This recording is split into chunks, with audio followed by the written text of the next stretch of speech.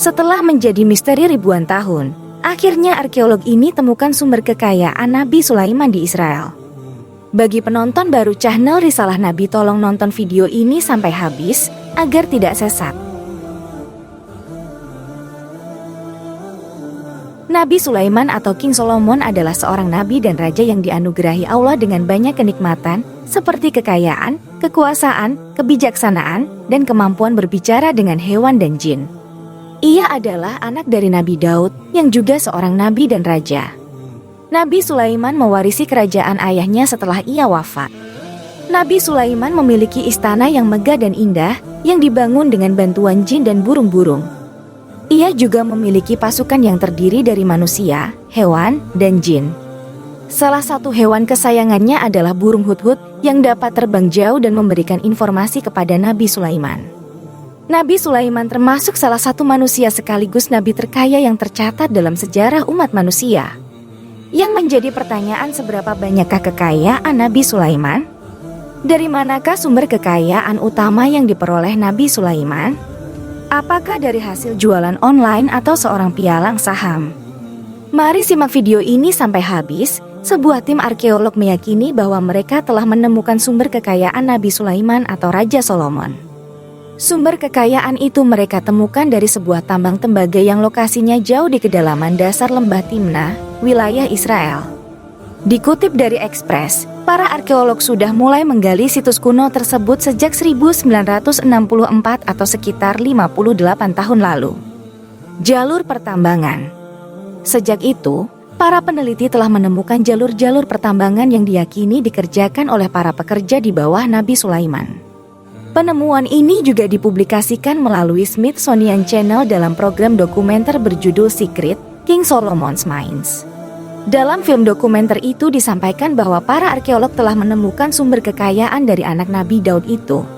Profesor Erez Ben Yosef dari Tel Aviv University menyebutkan bahwa produksi di lokasi tambang tersebut sedang besar-besarnya pada 3000 tahun yang lalu, yang merupakan era pemerintahan Raja Sulaiman. Situs tambang itu bukan berisi emas atau perak, melainkan tembaga. Hal itu terbukti dari banyaknya lokasi produksi massal tembaga di sekitarnya, kata dia. Dalam sebuah artikel yang diterbitkan di PLOS ONE, tim ilmuwan yang dipimpin oleh Profesor Erez Ben Yosef dan Profesor Tom Levi dari Proyek Arkeologi Regional Dataran Rendah Edom menunjukkan bagaimana jaringan pertambangan yang luas mengalami perubahan. Para peneliti memeriksa ratusan keping perak dan sisa peleburan tembaga dari tambang tembaga tua yang berusia 500 tahun. Mayoritas sampel berasal dari kompleks pertambangan Timnah Israel Selatan. Kemungkinan besar lokasi tambang Raja Salomon yang legendaris di sebelah utara Timnah di lembah Arafah, Jordania. Tambang tembaga dalam dokumenter Secret: King Solomon's Mines digambarkan bagaimana para pekerja menghasilkan logam tembaga murni. Melalui proses yang disebut peleburan, setelah ditambang dari goa-goa, biji logam tersebut harus dipisahkan di dalam batuan.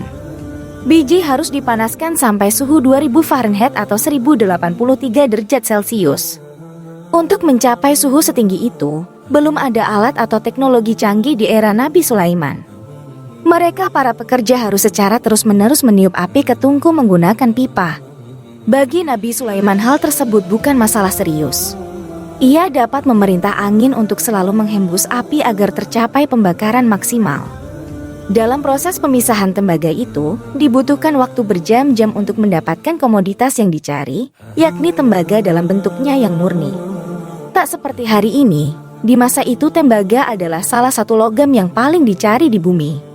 Tembaga, pada waktu tertentu dalam sejarah adalah sumber daya ekonomi yang paling penting. Ini adalah industri yang paling menguntungkan, kata Ben Yosef. Tembaga untuk peralatan dan senjata.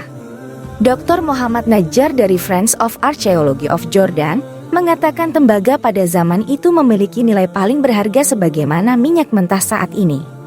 Jika pada saat sekarang Anda tidak dapat melakukan sesuatu tanpa minyak, dan pada saat itu Anda tidak dapat melakukannya tanpa tembaga, sebut Dr. Najjar. Tembaga adalah jantung dari titik balik sejarah peradaban manusia. Ketika tembaga berhasil ditambang dan diolah, manusia untuk pertama kalinya bisa mengubahnya menjadi berbagai peralatan dan senjata. Manusia memulai membuat peralatan. Dr. Najjar menggambarkan momen itu sebagai lompatan kuantum, di mana manusia mulai memproduksi alat-alat mereka sendiri. Dilansir dari The Guardian, ditemukan sebuah catatan dari abad ke-17 menyebutkan ada sebuah tempat yang disebut sebagai Bukit Sulaiman yang sebelumnya disebut Kastil Sulaiman. Disebutkan banyak orang-orang yang dikirim ke sana oleh Nabi Sulaiman untuk mendapatkan emas, dan tembaga Raja Solomon diyakini membangun kastil pertamanya di Bukit Bait Suci, Yerusalem.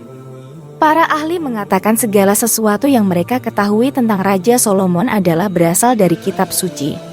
Sebagaimana diketahui, Raja Solomon merupakan figur yang dihormati oleh penganut Yudaisme dan Kristen. Sementara di Islam ia disebut sebagai salah satu nabi besar yang terkenal akan kekayaan dan kemampuannya berkomunikasi dengan binatang dan juga jin serta angin. Semoga dengan penjelasan video singkat ini dapat menghilangkan penasaran yang selama ini menyelimuti. Semoga video ini bermanfaat bagi kita semua. Jangan lupa share video ini ke seluruh media sosial.